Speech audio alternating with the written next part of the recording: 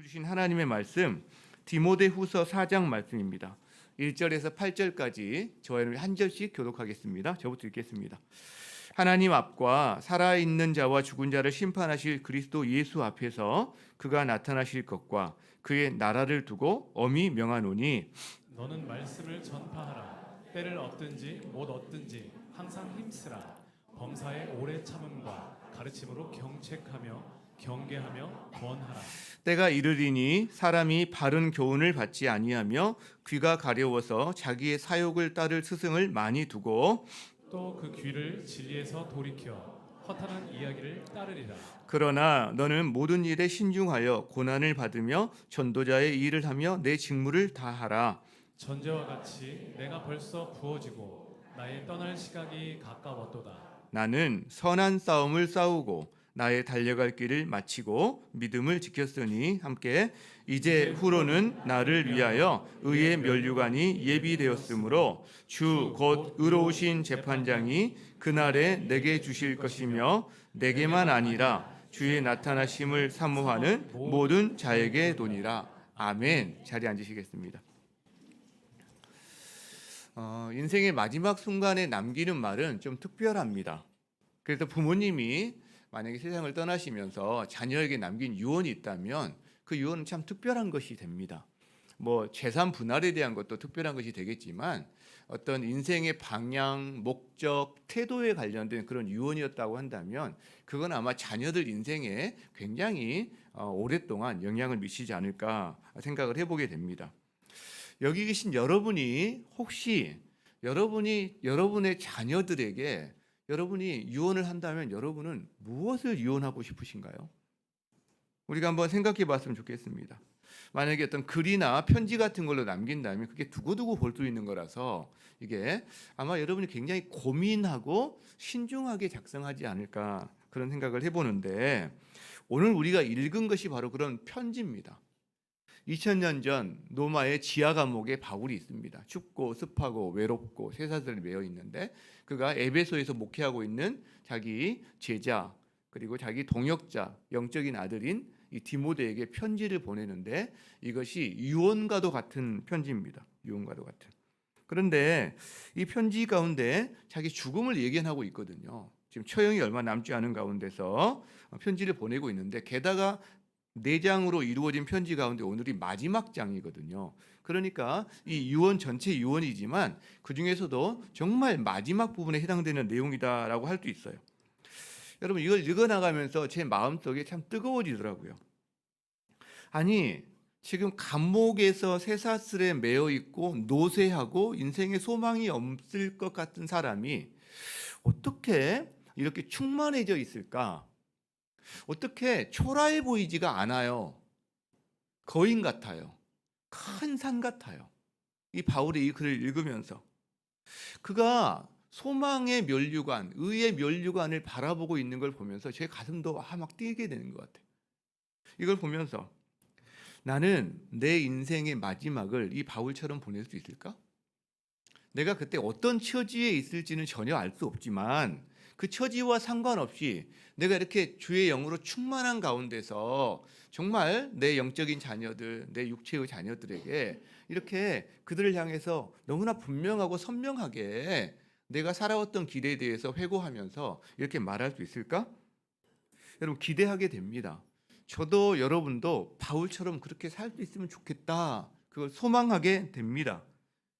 여러분 그렇다면 지금 나이가 들어서 노쇠하고 또 매여 있는 이 바울이 그 충만한 가운데 이 바울이 디모데에게 하는 유언이 있는데 그게 뭘까? 자, 먼저 1절을 한번 보겠습니다. 1절. 이렇게 기록되어 있습니다. 하나님 앞과 살아있는 자와 죽은 자를 심판하실 그리스도 예수 앞에서 엄히 명한다. 하나님과 예수 그리스도의 권위를 가지고 너에게 명령한다라고 말합니다. 그러니까 자기의 이름이나 자기의 권위로 뭔가를 지금 디모데에게 권면하는 정도가 아니라 자기 권위 정도가 아닌 거예요. 하나님의 권위, 예수 그리스도의 권위를 가지고 명령하고 있다는 거죠. 여러분 그만큼 이게 좀 무겁죠. 엄숙하죠. 제가 만약에 저희 교육자 중에 한 사람 불러서 이렇게 말했다고 해봅시다. 내가 인생 선배로서, 목회 선배로서 너에게 이렇게 말하는데 이거 한번 해볼래? 이렇게 말하는 것과, 이거는 내가 우리 교회 리더들과 우리 교회 당회원들과 함께 의논하고 결정한 내용인데 네가 이렇게 한번 했으면 좋겠다, 이렇게 말하는 거는 다르다는 거죠. 이거는 해도 되고 안 해도 되는 거예요, 어떻게 보면. 그렇죠? 그러나 이거는요, 해야 되는 거죠. 특히 교회에 있는 한은 해야 되는 거죠. 바로 이 엄히 명한다는 개념이 법정 개념입니다. 심판정 앞에서, 그러니까 하나님과 예수 그리스도가 심판석에 있으면서 명령하는 것처럼 이 이미지를 가지고 우리에게 말을 하고 있는데, 이거는 그 어떤 세상의 권위보다 가장 큰 권위, 가장 높은 권위, 최고의 권위를 가지고 지금 하는 명령이다라고 말할 수 있다는 거죠. 여기서 사도 바울이 강조하는 게 있는데요, 예수 그리스도에 대한 이야기를 하면서 두 가지 이야기합니다. 하나는 그가 나타나실 것, 다시 오신다는 거예요. 다시 오신다는 거예요. 그는 하나님이신 분이 세상에 오셨습니다. 그리고 우리 죄를 짊어지고 십자가로 가셨고, 그 다음에 거기서 대신 죽으신 다음에 3일 만에 부활하셨고, 이 땅에서 제자들과 약 40일을 함께 지내시다가 승천하셨죠. 그 하나님 우편에 계신 그분이 다시 오신다는 거예요. 즉 재림하신다는 거예요. 다시 오시는 예수님과, 그리고 예수님이 다시 오심으로 말미암아 이제 이 세상 나라는 이제 하나님 나라와 세상 나라가 함께 병행해서 가다가, 그러다가 예수님 오실 때 완전한 세상 나라는 다 없어지고 하나님 나라의 통치가 완전하게 이루어지는데, 그 하나님 나라의 통치와 권위를 가지고, 거기에 왕으로 오신 예수님의 권위를 가지고 너에게 명한다라고 말한다는 거죠. 그러니까 참 엄숙한 명령인 거죠.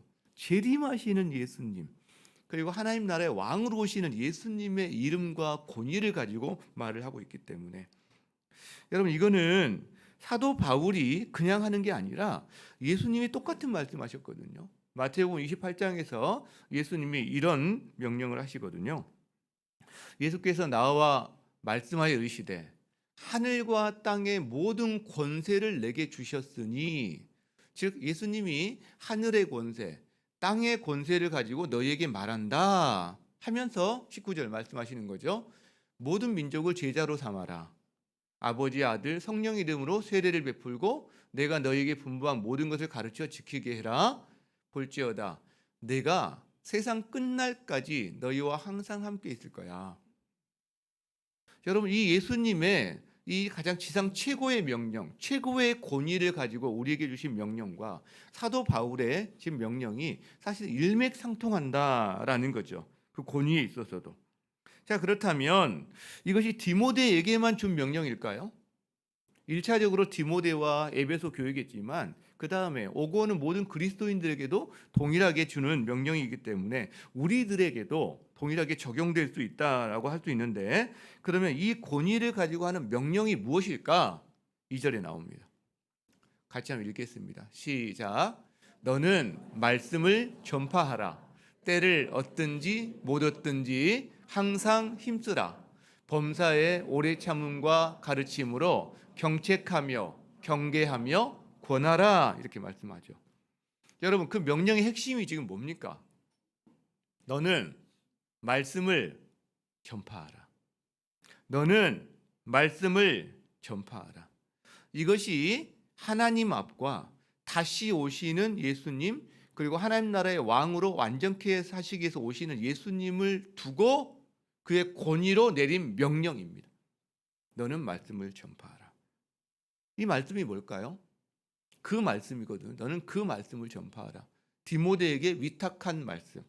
디모데가 예수님이 바울에게, 바울이 디모데에게 가르쳐서 이게 진리구나. 구약 성경과 사도들의 어떤 권위를 가지고 주어진 말씀을 보면서 이게 진리구나라고 확신했던 그 말씀. 달리 말한다면, 한마디로 말한다면 예수 그리스도의 복음이에요. 그러니까 예수를 전파하라 혹은 복음을 전파하라 이렇게 바꿨어도 전혀 이상하지 않다라는 거죠. 이것이 디모데를 향한 명령입니다. 즉 디모데는 이 복음을 자기가 듣기만 한다거나, 이 복음을 듣고 그냥 가지고만 있다거나, 이 복음을 듣고 이 복음 때문에 고난을 당하고 있다거나 이 정도가 아니라 이 복음을 전파해라. 이게 디모데를 향한 엄숙한 명령이다라는 거죠. 여러분 왜 그래야 될까요? 그냥 좀 자기가 갖고 누리면 안 되나 그냥? 왜 꼭 전파하라고 그러지? 그냥 예배 좀 누리고 그냥 살면 안 되나? 왜 자꾸 행복 축제하자고 그러지? 똑같은 질문을 할 수 있죠. 여러분 왜 우리가 전해야 할까요? 깨어진 세상에서 대책 없이 해결책 없이 살아가는 죄인들을 향한 마지막 구원, 마지막 유일한 해결책이 이 복음이기 때문에 그래요. 해결책이기 때문에. 만약에 암으로 고통당하는 어떤 환우가 있다고 합시다. 불치병으로 지금 굉장히 어려워하는 환우가 있다고 합시다. 여러분 근데 그분이 고생하는데 치료약을 드디어 발견한 거예요.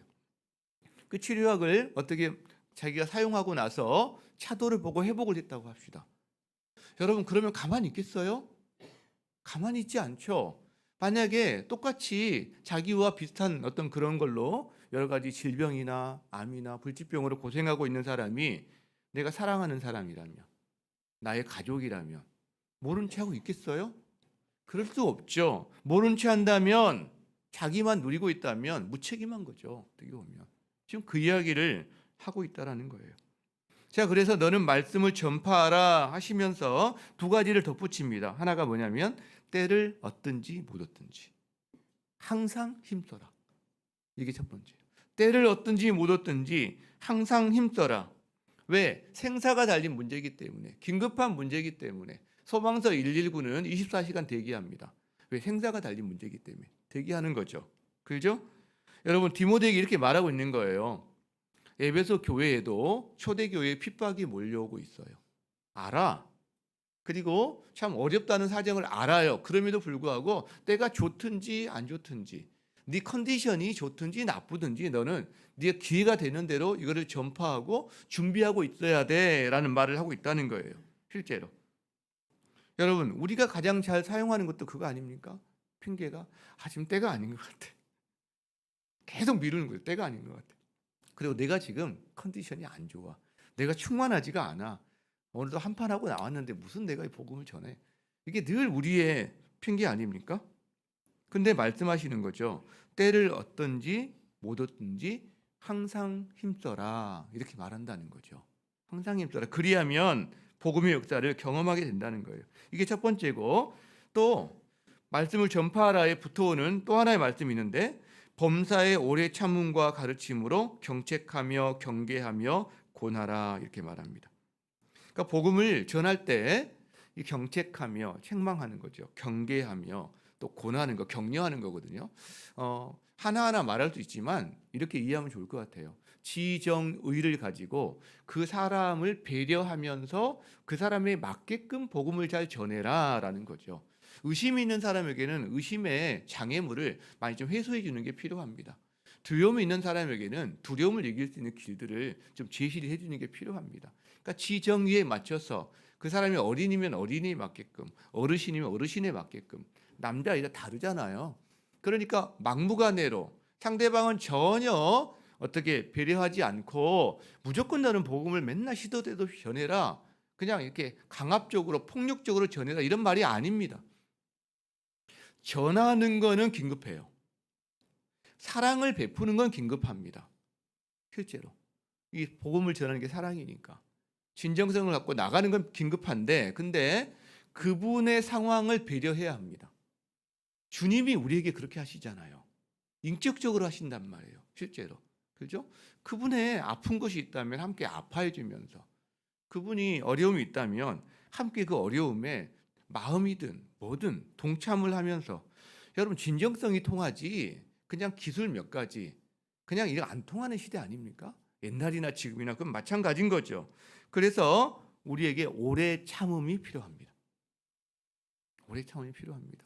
전화 한 통화 했다고 여러분 내가 원하는 대로 이렇게 교회 달려와 줍니까? 밥 한 끼 샀다고 달려와 줍니까? 뭐 기대하지도 않지만 그런 게 아니라는 거죠. 만나는 과정에서, 그리고 또 그분이 실제로 예수님을 만나야 되는 결과에 있어서 우리는 오랜 인내와 참음이 필요합니다. 진정성을 가지고 기다려야 된다는 거죠. 그렇죠? 그럴 때 성령의 역사를 기대할 수 있다라는 겁니다. 성령의 역사를. 자, 그리고 이어서 왜 오래 참아야 되는지 그 이유를 말해줘요. 왜 오래 참아야 되는지. 3절을 보겠습니다. 자, 때가 이르리니, 우리가 지난번에 말세에 대한 이야기를 했어요. 때가 이르니 사람이 바른 교훈을 받지 않는데요. 그러니까 이단 사설 이런 것에 굉장히 귀를 기울이게 된다는 거죠. 귀가 가려워서 자기 사욕, 자기 욕심을 따를 스승을 둬요. 그리고 그 길을 진리에서 돌이켜서 허탄한 이야기, 엉뚱한 이야기, 이런 이야기를 따르게 된다는 거죠. 여러분, 이것이 그리스도인만의 문제도 아니고 이것이 세상 사람들만의 이야기도 아닙니다. 깨어진 세상에 사는 우리들은요, 기본적으로 뭔가 진리 같은 것, 딱딱하고 뭔가 자기를 부인해야 되고 이런 거는 우리가 잘 안 듣게 되어 있어요. 그게 우리 본성이에요. 그리스도인이든 세상 사람들이든. 그래서 우리는 기본적으로 좀 달콤하고 듣기 편하고, 특별히 우리 마음속에 있는 욕심을 정당화해주고 합리화해주는 어떤 말을 하면 귀가 확 열립니다. 저 사람 대단해. 저 말 들을 거야. 그리고 그 사람을 나의 스승으로 삼습니다. 특히 요즘은 유튜브에 수도 없이 많은 게 있는데, 그래서 유튜브에 이야기를 하나 들으면서 내 마음에 쏙 드는 말을 하면 완전히 홀릭합니다. 빠지는 거죠. 계속 듣다 보면 알고리즘이 계속 그 사람과 비슷한 것들만 나에게 또 보여줘서 점점 강화가 되는 거죠, 실제로. 이게 그 자기 확신이 더 심해져요. 빠져나오지 못하게 되는 이런 시대를 살고 있는데, 여러분, 그러니까요, 바른 교훈을 정하고요, 입 바른 소리를 하는 사람에게는 따르지를 잘 않아요. 오히려 그냥 시시껄렁하고 사람들 입맛에 맞는 이야기만 전하는 사람한테는 많이 따릅니다. 한번 생각해 보세요. 여러분에게 누가 올바른 소리하고 충고해주고 잘못 지적하면 여러분 좋아하세요? 와, 여러분 좋아하시다 보네요. 저는 안 좋아합니다. 저는 안 좋아합니다. 여러분, 저한테 그걸 하는 역할이 누구겠어요? 제 아내거든요. 안 좋아합니다. 제가 들어야 된다는 거 알아요. 사실은 들어야, 그리고 그게 맞다는 소리도 알아요. 근데 그 듣는 순간 제가 이 마음에 쌤통이 생깁니다.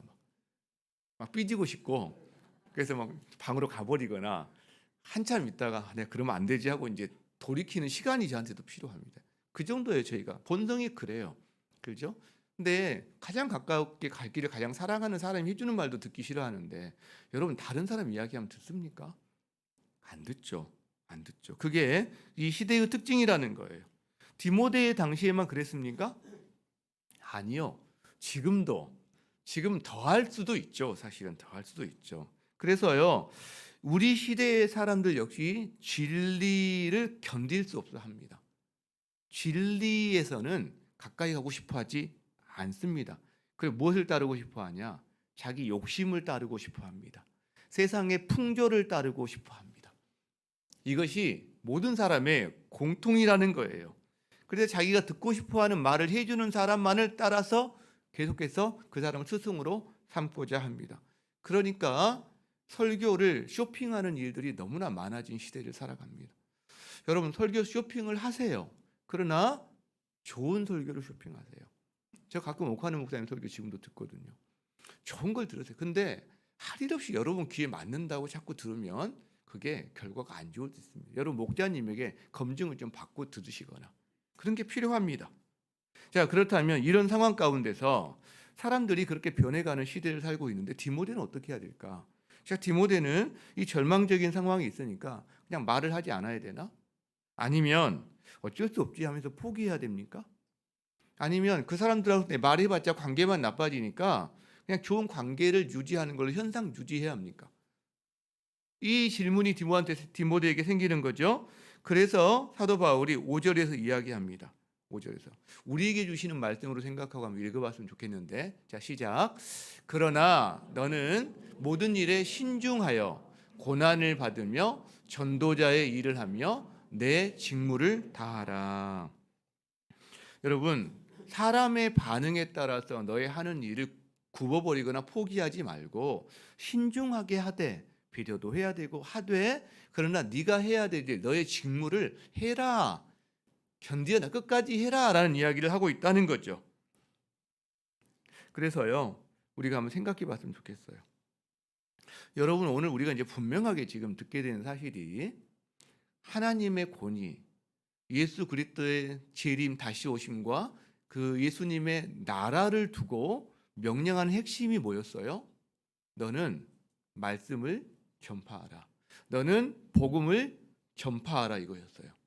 그러면 여러분, 우리가 나 정말 여러분 이 말씀을 여러분에게 주시는 말씀으로 받아들입니까?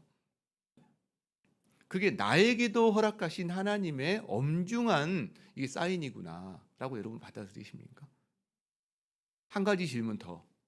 너는 때를 얻든지 못 얻든지 항상 힘써라. 우리가 좀 약할 수 있어요, 물론. 근데 주님, 내가 진정성 있게 이 말씀을 나에게 주신 말씀으로 받고 제가 때를 얻든지 못 얻든지 힘쓰는 삶을 살기를 원합니다. 주님, 도와주세요. 여러분, 그게 여러분의 마음입니까? 저는 그랬으면 좋겠어요. 디모데가 이 편지를 받았을 때의 그 충격과 같은, 이것이 하나님과 예수님 앞에서 내게 내린 말씀의 핵심에 내 사명의 핵심이구나. 내가 복음을 전하는 삶, 예수를 전파하는 삶이 이것이 내가 해야 될 일이구나. 그리고 그것이 때를 얻든지 못 얻든지 오래 참음으로 항상 힘쓰는 거구나. 여러분, 우리가 그렇게 사는데 제한이 있어요. 제약이 있어요. 우리 현실의 삶에. 그럼에도 불구하고 정말 마음에서는 주님, 제가 이렇게 살고 싶습니다. 그렇게 살고 싶습니다. 주님, 인도해 주십시오. 이래야 된다고 생각합니다. 어제 리더반을 하면서 바로 이 때를 얻든지 못 얻든지 항상 힘쓰라, 이 부분을 우리가 함께 나누는데 우리 한 목자님이 그 자기 목장에서 있었던 이야기를 해주시는 거예요. 근데 정확하게 이 케이스인 거예요. 우리가 뭔가 다른 어떤 위대한 어떤 사람의 이야기가 아니라 우리 주변에서 이 말씀에 순종하며 살고자 하는 사람의 이야기가 사실은 더 실제적인 것 같아요. 그래서 이 시간에 모셨는데 제가 오늘 좀 설교를 설교 때 간증해 주세요. 제가 부탁을 드렸거든요. 상록수 목장의 강신봉 장로님 나오셔서 이 부분 간증 한번 해주시겠습니다. 네, 박수로 한번 보시겠습니다.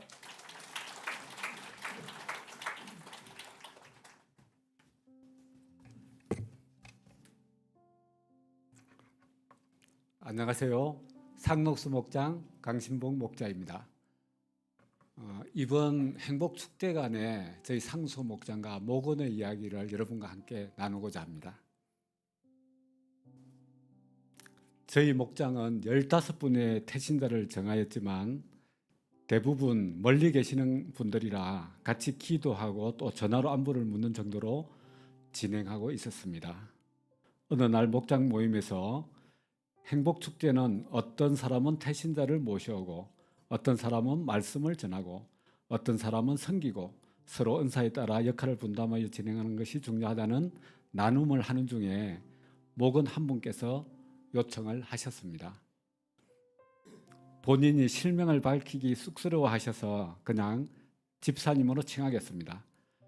집사님은 같은 아파트에서 오랫동안 만나서 친구처럼 같이 식사도 하고 이야기도 나누는 92세 어르신을 태신자로 정하고 그동안 복음을 전하고자 많은 노력을 하였습니다. 사실 집사님은 그동안 건강하셨는데 최근에 건강이 갑자기 안 좋아지셔서 거동하기도 불편하신 상황이지만 오늘 말씀처럼 때를 얻든지 못 얻든지 복음 전파에 힘쓰라는 말씀을 기억하며 포기하거나 좌절하지 않고 태신자를 뜨겁게 품었습니다. 그런데 그 어르신은 다른 이야기는 재미있게 하시다가도 집사님이 교회 이야기만 꺼내면 말씀을 못하게 하셨습니다. 그래서 저에게 목자께서 한번 저희 모임에 와서 기회를 보아 어르신에게 복음을 전하는 것이 어떠냐는 것입니다. 그래서 그분들 모임에 참석하기로 하고 어르신의 마음이 활짝 열리게 해달라고 목장의 중보 기도를 부탁하였습니다. 약속한 날 저는 조심스러운 마음으로 성령의 인도하심을 구하며 모임 장소에 나가서 어르신께 인사를 드리고 같이 식사하며 일반적인 대화를 하다가 카페로 이동하게 되었습니다. 커피를 마시기 시작할 때 제가 조심스럽게 하나님께 대해 잠시 이야기해도 될까요? 했더니 뜻밖에도 어르신께서 자신이 요한복음 3장 16절을 안다고 하시면서 하나님이 세상을 이처럼 사랑하사 독생자를 주셨으니 이는 저를 믿는 자마다 멸망치 않고 영생을 얻게 하려 하심이라 하고 줄줄 암송을 하시는 것입니다. 그래서 제가 깜짝 놀라서 교회를 안 나가시는데 집에서 성경을 자주 보시나요? 했더니 자신은 성경을 한 번도 보지 않았는데 이 말씀은 옛날에 잡지에서 우연히 보고 그 말씀이 좋아 암송하셨다는 것입니다. 그리고는 하시는 말씀이 내가 이 나이에 이제 죽으면 한 줌 흙으로 돌아갈 텐데 새삼 지금 무슨 영화를 보겠다고 교회에 나가겠느냐 하시는 것이었습니다. 그 말씀을 듣는 순간 지금이 말씀을 전할 기회라는 것을 알 수 있었습니다. 그래서 제가 핸드폰을 들고 어르신, 이 핸드폰이 누가 만든 것일까요? 저절로 생긴 것일까요? 이렇게 이제 여쭤봤더니 어르신이 씩 웃으시더니 누가 만들었지요. 그래서 제가 맞습니다. 이 핸드폰은 삼성전자에서 만들었네요. 그리고는 제가 티테이블을 가리키면서 이 티테이블은 누가 만든 것일까요? 저절로 생겼을까요? 그분이 마찬가지로 누가 만들었지요. 그렇게 말씀하셔서 맞습니다. 그럼 제가 세 번째 질문을 드렸습니다. 창밖을 보면서 그럼 저 하늘이며 땅이며 저 나무들이며 동물들이며 이 세상은 누가 만들었을까요? 저절로 생겼을까요? 어르신께서는 이번에는 대답을 못하셨습니다. 제가 잠시 있다가 말을 이었습니다. 이 핸드폰도 저절로 생겼다고 하면 미친 사람 취급을 받을 텐데, 그런데 이 세상을 만물을 번개가 치고 뭐 오랜 시간이 지나면서 뭐 저절로 생겼다고 어릴 때 학교에서 배웠는데 그 번개는 또 누가 만들었으며 의문이 들지 않느냐고 하였습니다. 그런데 이 세상을 누가 만들었는지 기록된 것이 오직 한 곳에 있는데 바로 성경이라고 말씀드리면서 창세기 이야기를 시작하였습니다. 특히 사람만이 하나님이 자신의 형상을 따라 만드셨고 하나님이 생명을 불어넣어 주셔서 하나님과 관계를 맺으며 살도록 지었는데 사람이 스스로 하나님이 되고자 하여 하나님과의 관계가 끊어졌으며 그래서 사람은 하나님을 모르고 살게 되었다는 것을 말씀해 드렸습니다. 그래서 사람이 죽으면 흙으로 만든 육신은 썩어서 흙으로 돌아가지만 우리 안에 있는 영은 죽지 않고 하나님과 관계를 회복한 사람은 하나님께로 가고 하나님과 관계가 깨어진 사람은 지옥으로 가는데 성경의 누가복음 16장에 지옥의 끔찍한 상황이 자세히 기록되어 있는데 제가 저희 부친께도 이 누가복음 16장을 말씀을 드렸더니 들으시고 부친께서 교회 다니시다가 지금은 천국에 가셨다는 것을 이야기하였습니다. 그 어르신은 긴 시간 동안 조용히 경청을 하셨습니다.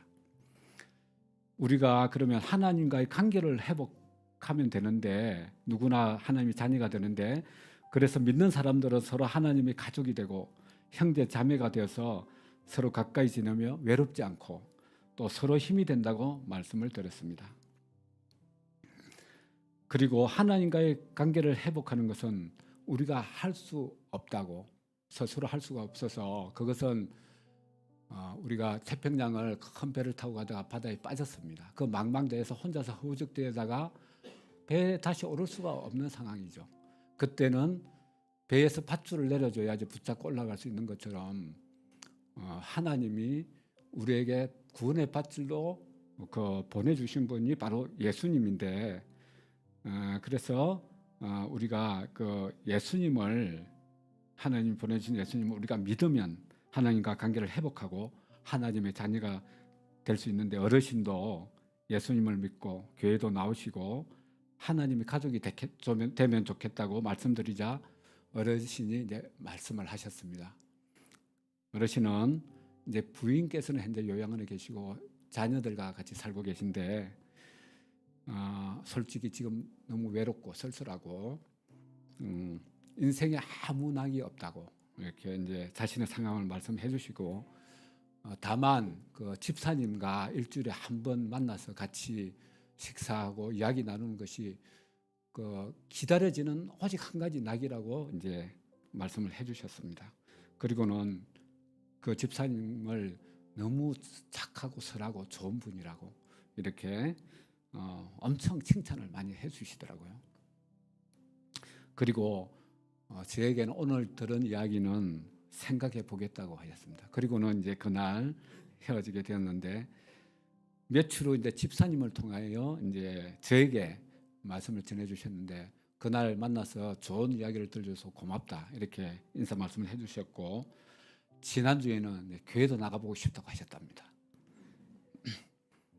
저희 목장 가족들은 이제 이 이야기를 전해 듣고 크게 기뻐하였고 하나님의 일하심을 찬양하며 이제 이번 주 행복 파티를 이제 기대하면서 그 어르신을 초대하려고 준비하고 있습니다. 이 이야기의 끝은 아직 알 수 없지만 하나님의 일하심을 믿고 기대하며 감사를 드립니다.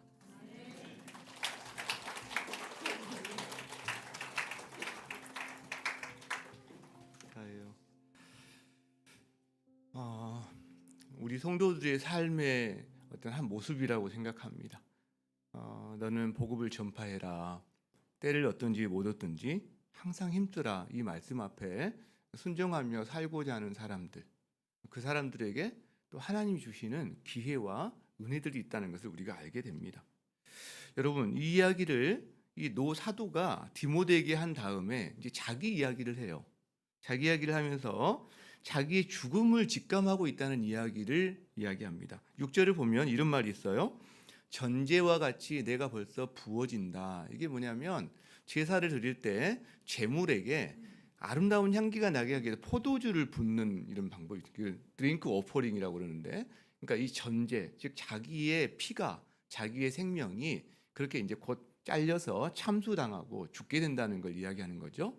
그리고 나의 떠날 시각이 가까웠도다. 저 말은 영어로 보면 departure라는 단어예요. departure, 출발이라는 단어죠. 근데 예수님이 이 세상을 떠나 하나님께로 갈 때 쓰셨던 단어가 바로 이 departure, 별세라는 단어입니다. 그래서 실제로 이제 그 그리스도인들은 세상이 끝이 아니라, 이 세상에서 죽음이 끝이 아니라 하나님께로 가는 새로운 출발점이다라는 관점을 갖고 있는데, 그래서 서양에서 나온 어떤 고전이라든가 좋은 책들을 보면 이런 성경의 컨셉과 이미지를 알고 있어야 이해가 되는 것들이 많아요. 여기 아마 반지의 제왕을 보신 분들이 많이 있을 텐데, 반지의 제왕이 보면 어떤 장면이 나오냐면 그 주인공 프로도라는 사람이 절대 반지를 다 이제 파괴한 다음에 그 다음에 불멸의 사람들이 사는 불멸의 땅을 배를 타고 가는 장면이 나와요. 그러니까 이것이 무슨 의미일까? 바로 이게 저 디파처, 출발, 배를 타고 출발하는데 그게 바로 불멸의 사람들이 사는 불멸의 땅으로 가는, 이걸 성경의 이미지를 차용한 거다라는 거죠. 자, 그리고 나서 이제 자기 삶을 회상합니다. 내 목숨이 이제 살 날이 얼마 남지 않았다 이야기하면서 7절에 이렇게 말을 하죠. 나는 선한 싸움을 싸웠다. 현재 완료니까 쭉 싸워왔다라는 말이거든요. 고귀한 싸움을 계속해서 싸워왔다. 나는 나의 달려갈 길을 마쳤다. 내 경주를 이제 완수했다. 그 다음에 믿음을 지켰다. 이렇게 말을 하거든요. 저기 보면 선한 싸움을 싸웠다라는 것은 이 바로 앞에 2장에 그리스도 예수의 좋은 병사로 나와 함께 고난을 받을지니, 병사는 자기 일에 얽매이지 않고 자기를 부른 사람을 기쁘게 하려고 늘 대기하는 사람이다. 이 병사의 이미지를 그대로 가져와서 나는 그 병사로, 좋은 병사로 고귀한 싸움을 평생 싸워왔다라고 말하는 거예요.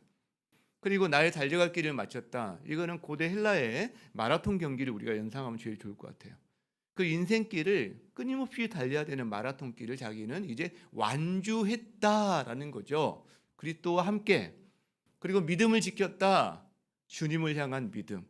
신실하신 하나님이 우리를 향해서 베풀어진 그 신실함에 반응해서 나도 주님을 향한 그 신뢰, 믿음을 지키고 이 길을 끝까지 걸었고 내 사명의 삶을 나는 완수했다라는 표현을 하고 있는 거죠. 여러분, 나무마다 지금 단풍으로 가득하듯이 우리 인생에도 황혼이 옵니다. 그리고 우리도 그 반지의 제왕의 그 주인공들처럼 영혼의 배를 타고 불멸의 땅을 향해서 가는 날이 우리도 옵니다. 여러분, 그럴 때 여러분은 이 바울의 고백을 여러분의 고백으로 할 수 있으세요? 나는 선한 싸움, 고귀한 싸움을 싸웠어. 나는 내 인생의 경주를 마라톤처럼 주님과 함께 완주했어. 주님을 향한 그 인생을. 그리고 신실함으로 나의 믿음을 지켰어. 여러분, 이 고백할 수 있다면 진짜 행복한 사람 아닐까요? 이 고백할 수 있다면 진짜 부러운 것 없는 사람 아닐까요? 여러분, 이것이 저와 여러분의 인생의 고백이 됐으면 좋겠어요. 그렇게 되기를 축복합니다. 그런 그가 이제 마지막으로 하는 말이 있어요. 기대하는 게 있습니다. 8절을 볼까요? 8절. 자, 이제 후로는 나를 위하여 의의 면류관이 예비되었으므로 이렇게 합니다. 그가 이제 바라보고 소망하고 기대하는 게 있어요. 의의 면류관을 소망합니다. 의의 면류관. 자기 삶의 종착역에서 바울은 자기가 살아왔던 삶과 자기 사역이 하나님께서 너 의롭다, 너 잘했다라고 인정한다는 확신을 갖고 있는 거예요. 자기에게. 지금 바울은 어떤 상황이냐면 네로 황제의 재판에 의해서 자기가 너는 죄인이야, 너는 사형수야라는 판결을 받아야 되는 사람이거든요. 감옥에서는. 그래서 죽게 될 거예요. 그런데 이 바울이 이 삶에 네로 황제의 판결에 의해서 죽음을 받게 되겠지만, 그러나 하나님 앞에서는요, 하나님의 재판정에서는요, 너는 의로워, 너는 의인이야 라는 재판을 받게 된다는 걸 확신하고 있다는 거죠. 여러분, 당시 헬라 문화에서 올림피아 경기가 있잖아요. 그럼 거기에서 승리한 사람에게 쓰여주는 게 이 월계관입니다. 월계관. 굉장한 영광이죠. 심지어 어떤 작은 성읍에서 그 올림피아 전체를 통해서 승리하는 관을 쓰고 돌아온 사람은 엄청난 환영을 받게 됩니다. 어느 정도로 이 사람을 영광스럽게 하고 환영을 해주냐면 한 번도 지나가지 않은 문으로 들어올 수 있도록 성벽을 헐어버립니다. 새로운 문을 만드는 거예요. 여러분, 이 이미지는 우리에게 우리가 이 땅에서 살아가지만 우리가 하나님 앞에서 선한 싸움을 싸우고 나의 달려갈 길을 마치고 믿음을 지키고 하나님 앞에 섰을 때 그분이 우리에게 허락하시는 의의 면류관을 받는 사람의 영광과 아름다움과 그 정말로 풍성함을 우리에게 보여주는 말이다라는 거죠. 감격이죠. 놀랍죠. 반대도 있어요. 신은 죽었다라고 말한 니체의 일화인데, 그가 노년에 공원에서 벤치에 앉아 있는데 해가 어둑해져 갑니다. 공원 관리인이 와서 아니 할아버지 여기서 뭐 하세요? 집에 가셔야죠. 니체가 대답합니다. 내가 어디로 가야 할지는 모르겠다. 내 집이 어디 있는지 모르겠다. 여러분, 인생의 황혼기에 아버지의 집을 알고 아버지의 집을 갈망하는 사람은, 의의 면류관을 받는 사람은 갈 수 있는 집이 있어요. 왜? 맞아주시는 그분이 계시기 때문에. 그렇지 않은 사람들은 없다라는 거죠. 근데 바울이 이 의의 면류관을 자기만 받는 게 아니라고 이야기합니다. 자, 8절 후반부 좀 볼까요? 내게만 아니라, 같이 읽어봅시다. 시작. 내게만 아니라 주의 나타나심을 사모하는 모든 자에게도이다. 이렇게 말합니다. 그러니까 예수님의 다시 오심을 믿고 사모하면서 이 땅을 살아가는 의의 면류관을 기다리는 사람들, 바울뿐만이 아니라 디모데에게도, 그리고 저와 여러분에게도 이건 의의 면류관이 예비되어 있다라고 말하는 거죠. 여러분, 이 바울의 고백은 디모데에게 큰 힘이 되었을 겁니다. 왜? 디모데 상황도 만만치가 않아요. 초대교회에 핍박, 박해, 막 사람들 죽이고 원형 경기장에서 짐승의 밥이 되게 하고 하는 상황, 한복판에 지금 처해 있는 상황이기 때문에 쉽지 않아요. 그런데 이 바울 사도의 이 고백, 나에게 의의 면류관이 예비되어 있다라는 것은 디모데에게 큰 힘이 되었을 겁니다.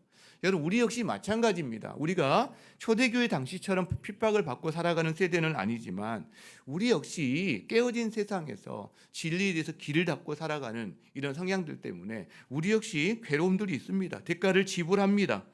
근데 우리에게도 이 사도 바울의 고백은 힘이 된다라는 거죠. 힘이 된다. 자, 마지막으로요. 사람들마다 면류관을 기대하면서 인생을 살아갑니다. 여러분이 진짜 기대하는, 갈망하는 면류관은 뭐예요? 여러분의 인생 가운데 여러분이 정말 수고해서 얻고자 하는 그 달려가는 그 길, 그 면류관은 무엇입니까? 그게 뭐 소박할 수도 있고 뭐 대단할 수도 있지만, 그런데 이 땅에서 얻을 수 있는 면류관 중에 가장 큰 면류관이 어떤 면류관일까요? 많이 있겠지만요. 만약에 우리 가운데 누가 올림픽 경기에 나가서 메달을 따온다면 이거 아마 누구나 인정하는 어떤 면류관일 겁니다. 우리 중에 누가 노벨상을 받아온다면 아마 그런 것들이 이 세상에서는 가장 그래도 누릴 수 있는 귀한 면류관이 아닐까 싶어요. 그런데 그거는 이 땅의 것들입니다. 하나님 앞에 가지고 갈 수 있나요? 하나님께서 그걸 인정하실까요? 여러분, 마지막 날 하나님 앞에 설 때 가져가지 못하는 면류관들이 있어요. 근데요, 하나님이 주시는 면류관이 있다는 거예요. 하나님 주신 면류관. 그게 지금 사도 바울은 의의 면류관이라고 그러는데, 여러분, 여러분에게 의의 면류관이 주어지는 게 당연한가요? 여러분이 의의 면류관을 받는 것이 여러분 너무나 100% 당연한가요? 아니요. 원래 우리는 의의 면류관과는 거리가 먼 사람들이었어요. 실제로 우리는 하나님 없이 살았던 사람들이에요. 저도 그랬고 하나님 무시하고 살았던 사람들이에요. 하나님과 관계가 없었어요. 아니, 관계가 끊어진 사람이었죠. 세상에 당신이 어디 있냐고. 하나님과 관계가 없었어요. 그래서 그런 우리가 여러분 주님이 주시는 면류관 쓸 수 있어요? 없죠. 우리는요 무슨 면류관을 쓰느냐? 죄 가운데 있기 때문에 죄의 면류관을 쓰는 사람들이에요. 우리 인생 가운데 수치와 부끄러움이 얼마나 많습니까? 수치의 면류관, 죄의 부끄러움의 면류관을 쓰는 사람이에요. 깨어진 세상에서 고생합니다. 외로워요. 그래서 수고의 면류관, 외로움의 면류관, 여러분 그것이 우리가 써야 될 면류관들이었어요. 그것이 원래 우리 자리였어요. 그런데 반전이 일어난 거죠. 우리는 그 모든 면류관을 뒤로 하고 의의 면류관, 하나님이 우리에게 주시는 영광의 면류관, 영원한 생명과 풍성함의 면류관을 기대할 수 있는 사람이 되었다는 거죠. 이것이 어떻게 가능해졌어요? 여러분이 뭘 잘해서요? 우리가 뭘 잘해서요? 여러분 이 땅에서 올림픽 메달 받을 수 있는 사람도 많지 않은 것처럼 우리 힘으로는 안 된다는 거죠. 예수님 때문에 이게 가능해 주셨어요. 왜요? 예수님이 우리에게 있는 죄의 면류관, 수치의 면류관, 수고의 면류관을 예수님이 직접 쓰셨어요. 그게 가시 면류관이죠. 예수님은 그 엄청난 가시로 만든 면류관을 쓰셨어요. 그게 원래 누구 거예요? 제 거예요. 여러분 거예요. 그거를 예수님이 자기의 죽음으로 그거를 가시관을 벗겨서 자기의 머리가 쓰시고 하나님이신 그 영광의 면류관, 의의 면류관을 우리에게 씌워주신 거죠. 바꿔치기 하신 거죠. 실제로 여러분 그래서 우리는 오늘 예배를 드리는데 이 예배는 바로 의의 면류관을 소망하는 예배가 됩니다. 지금은 우리가 하나님을 볼 때 영적인 존재, 하나님이 하늘에 계신 분이기 때문에 마치 거울로 보는 것처럼 봐요. 그리고 예배 드려 희미해요. 좀 더. 그런데 그날에는요. 얼굴과 얼굴을 이렇게 직접 여러분과 제가 맞대고 보듯이 그날엔 여러분이 하나님의 영광, 하나님의 얼굴을 맞대고 보는 날이 올 거다라는 거죠. 그때는요. 죄의 면류관, 가시 면류관이 우리에게 없어요. 하나님의 면류관, 영광의 면류관, 의의 면류관이 저 여러분에게 다 쓰여지게 될 겁니다. 그것이 우리가 이 땅에서 실제로 이겨내고 살아갈 수 있는 힘이 되는 줄 믿습니다. 여러분 영의 눈을 들어 그를 보는 게 바로 믿음이고 그 믿음으로 사는 사람들이 그리스도인이에요. 그래서 우리는 그 영광의 면류관을 바라보면서 영광의 예수님을 전파하는 겁니다. 의무여서 뭐 상 받으니까? 아니죠. 그게 우리의 행복이고 그게 우리의 삶의 존재 방식이기 때문에 그렇다는 거예요. 실제로 여러분 의의 면류관을 쓰고 주님을 바라보는 날을 소망하면서 오늘 하루하루를 살아내는 여러분에게 있는 그 은혜와 그 생명과 그 영광을 다른 사람들에게도 좀 전하고 진정성 있게 사랑하고 사람들을 대할 수 있는 여러분 되시기를 주의 이름으로 축복합니다. 우리 함께 찬양하며 기도하겠습니다. 나의 평생에 가장 복된 일은 내가 예수님을 만난 것이라. 나의 평생에 가장 잘한 일은 내가 예수님을 주로 섬긴 것이라. 맞아요. 주로 섬기는 사람은 그 주님을 전파하는 삶까지도 살게 되어 있습니다. 함께 찬양하겠습니다. 나의 평생에 가장 복된 일은 내가 예수님을 만난 것이라. 나의 평생에 가장 잘한 일은 내가 예수님을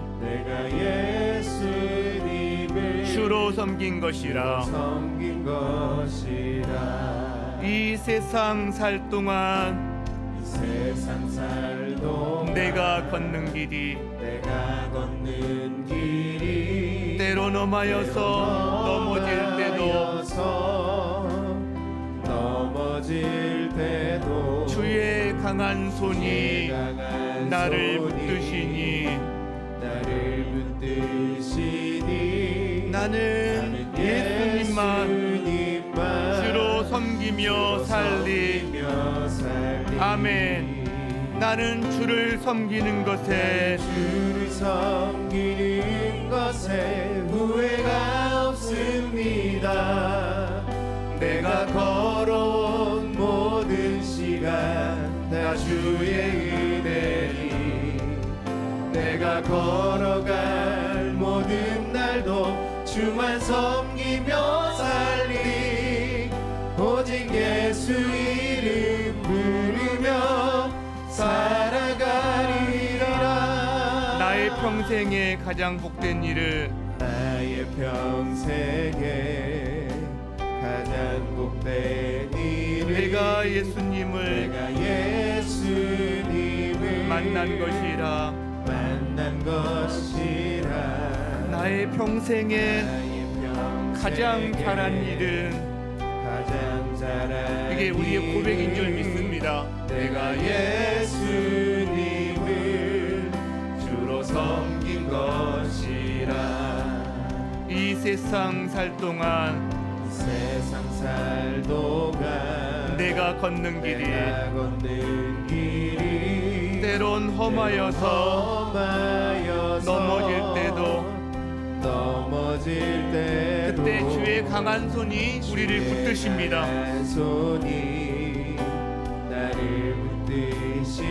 나는 예수님만 주로 섬기며 살리.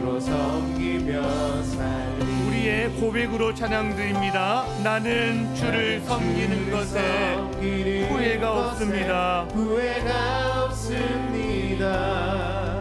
내가 걸어온 모든 시간 다 주의 은혜니 내가 걸어갈 모든 날도 주만 섬기며 살리. 오직 예수 이름 부르며 살아가. 이것이 나의 간증이요. 이것이 나의 간증이요.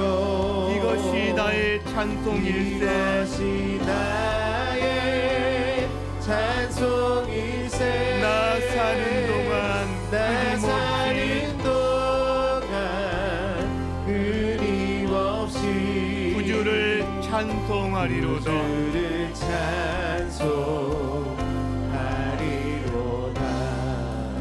여러분, 오늘 주님께서 여러분에게 주신 마음에 울려주신 메시지가 무엇입니까? 그걸 붙들고 이 시간 함께 기도하며 나아가겠습니다. 기도하시겠습니다.